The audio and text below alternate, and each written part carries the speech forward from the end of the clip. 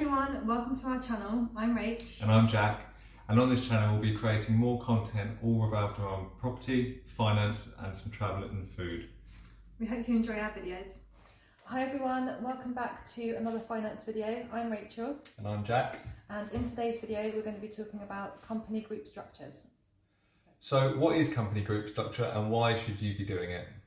So from an accounting point of view, having your company set up correctly is so important, and it can save you tens if not hundreds of thousands of pounds in tax.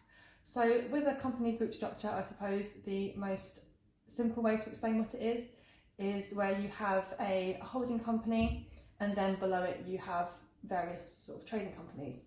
So with a sort of normal standard limited company, what you'd normally have is you'd have the limited company and then the directors and shareholders would be individuals, so it would be us as individuals.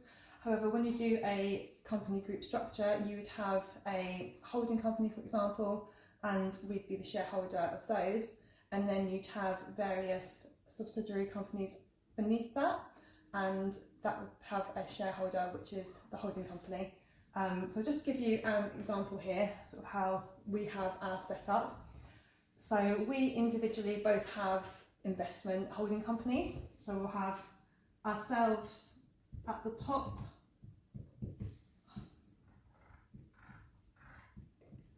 as shareholders, and our investment companies or our holding companies are really the only ones which we personally are shareholders of. We can be directors of all of them, but in terms of shareholding, we are only shareholders of our holding companies. So we'll put those up here.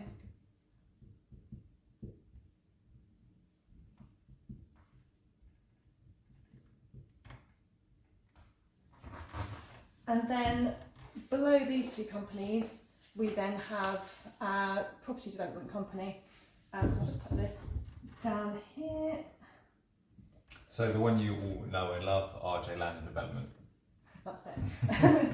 So for our company, RJ Land and Development, we personally aren't shareholders of this company. We are directors, but we're actually not personally shareholders. Our investment companies or our holding companies are shareholders of this company. And you can use this structure for any sort of business. It doesn't have to be property. You could have a shop, a cafe, literally anything really. And then also you can have multiple trading businesses below. So we might have, as we say, we've got this, or then we might in the future have other businesses. RJ Lettings, yeah. RJ Capital is something we've been talking about. Yeah, so you might have capital. Might have lettings. Like lettings. And then even potentially a consultant's business. Yeah, or literally anything. Anything you can think of. Basically all of these companies, the shareholder will be the holding company rather than us individually. So that's just to give you a quick overview of sort of how it looks. Right. This setup is slightly more complex than a standard limited company, and we wanted to just go into a bit more detail about why this sort of structure is beneficial. So one of the main reasons it is beneficial is that you can move around money tax-free.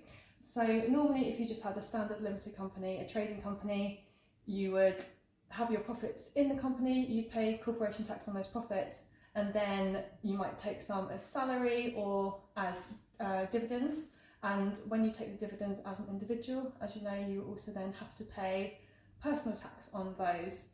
So the benefit of doing it this way round is when any of your trading companies make profit, if you then want to reinvest that profit, essentially instead of having to take that money out as a dividend, you can pay the dividend over to the holding company. So if you remember, only shareholders of companies can receive dividends, and in this case the shareholder is another company.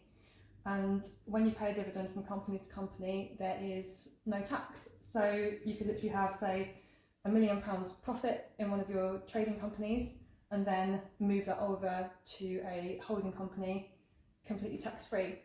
And what you can do here, so for example, if we had profits in the lettings company that we then decided we want to buy property with, or we want to invest, or whatever we want to do with it, we can then move that up to the holding company and back out to whatever other company we want. So for my clients, this has been something that we've done in the structure that we've set up. So a lot of my clients aren't in property at all. They have completely different businesses, but then in terms of investing and sort of for their future, they do want to invest in property. So this is a structure that we've set up for them to be really tax efficient and be able to move their money from one place to another. And then again, sort of with property, something else to mention is that when you get a mortgage, they often like it to be in a separate company. They don't sort of want the risk of if one of the trading companies gets sued or anything like that. So they like the property to be in a separate company. And this is a really good way to be able to move money essentially into a safe place and out again. Another benefit as well as sort of transferring funds in this way is actually if you were to sell any of your trading businesses as well, all the profits could then go up into the holding company, again, completely tax-free, and then you would be able to reinvest those. So generally this structure, I would say, is really good for anyone who's looking to reinvest their company profits, perhaps has different sort of trading businesses, but then is maybe looking to buy property or just reinvest for the future, for their family, or that sort of thing. This can be a really great setup. Another reason why this is really good is actually, for example, for us, two different people coming together and creating a business together, straight away we decided to go with this setup because it's just really beneficial for us both, and in many ways it means that we don't sort of affect each other with tax. So I think sort of one of the first things I said to Jack is we need to set it up this way, because we might have different incomes outside our limited company. We also may want to take different amounts of money and all that sort of thing. And as you know, if we just had a standard setup, when one of us took a dividend, the other one would have to take it the same, essentially. And I just think when you're working with someone else, that could then become problematic because it might be one of you might already be a higher rate taxpayer or something like that, and maybe you wouldn't want to take a dividend, I would, or like the other way around, and that sort of thing. So for us, by having this set up, I think it's really, really beneficial. Yeah, it just avoids any future complexity, really. Yeah, that's even a word. That's it. Because I think essentially that if either of us wants to take any money out of the business for ourselves to use, whatever we want to do with it, sort of the worst case scenario is one of us is going to end up with money in our investment company that we don't really want to use at the time, I suppose. What happens with us when we want to take out money, take out our profits or anything, they both individually go up to our holding companies, and then we can choose what to do with them. It just gives us the added flexibility for ourselves, really. Yeah, absolutely. And it's just a really good way that we don't sort of affect each other negatively for tax purposes. Right, so there are a couple of downfalls to this sort of structure. Straight away it's just slightly more complex, so you might want to get an accountant to set it up for you or something like that. And also because you have multiple companies, you will then need to pay for multiple accounts, bookkeeping and that sort of thing. So it can work out slightly more expensive, but again, I feel like you do sort of save a lot of tax this way, so it kind of depends on your situation and what you're doing. One of the other downfalls that I feel like people don't necessarily talk about with this is that sometimes lenders, so mortgages, bridging companies and things like that, they don't always like companies that are owned by other companies. So I know, for example, for us, when we tried to set up our business account with Starling, they didn't like this. They didn't like this company set up. Like, there's literally nothing wrong with it. It's just not something they do. So, we went with Lloyd's instead. But that is something to bear in mind. I mean, we've both got mortgages. We've had bridging finance, development finance. It hasn't been a problem for us at all. But it's just something to bear in mind that some lenders don't particularly like this structure. Okay, so for us, we just thought we outlined all our goals before setting up the company together, and we just, because we thought we were going to do this long term together with this, these are the foundations that we wanted to build, just to ensure that we are as efficient as possible in the future and going forward, really. And then it just gives us flexibility, really, to add as many businesses or as many different avenues as we want, without, as Rachel said previously, affecting any tax between each other personally. And I suppose I think it's worth mentioning that you can set this structure up sort of once you've already got businesses in place, but ideally you would do it sort of straight away. It's just a little bit harder if you want to change things further down the line. So yeah, I think really if you're looking to set up any sort of business, we always kind of look at long-term goals, don't we, for all of our clients and things like that.